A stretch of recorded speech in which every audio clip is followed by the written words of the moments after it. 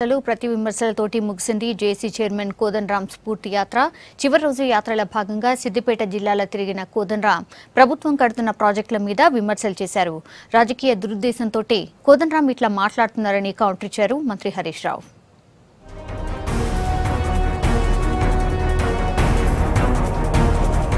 రాష్ట్రంలో సిద్దిపేట జిల్లాలోనే రైతు ఆత్మహత్యలు ఎక్కువగా జరుగుతున్నాయన్నారు జేఏసీ చైర్మన్ కోదండరాం. స్ఫూర్తి యాత్రల భాగంగా ఇవాళ సిద్దిపేట జిల్లాలో తిరిగారు కోదండరాం. పొద్దుగాల భూంపల్లి చౌరస్తా, దుబ్బాక, సిద్దిపేటల జనంతోని మాట్లాడారు. తెలంగాణ రాష్ట్ర సాధన ఉద్యమంలో అనేక మంది త్యాగాలు చేశారు. చాలా మంది బలిదానాలకు పాల్పడిన సంగతి కూడా మీకు తెలుసు. మనం తెలంగాణ తెచ్చుకున్నదే ఈ సమస్యలన్నిటికీ పరిష్కారం దొరుకుతుందని కదా.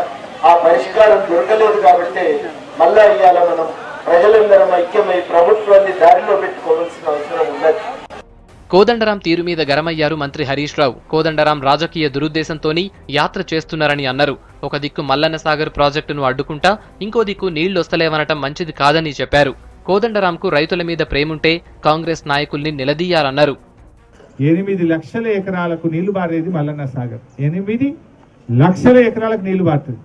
ఆడవేయండు ఇది కట్టొద్దని ఆడ ధర్నా చేసి దాన్ని చెడగొట్టి ఇచ్చగొట్టి వచ్చింది.